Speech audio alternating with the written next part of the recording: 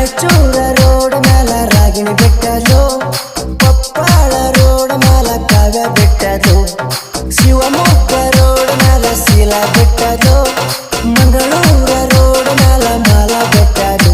ಈ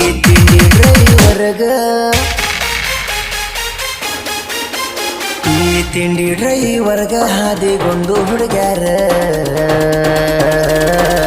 ಕೊಡುವೇನ 700 ನೀರ.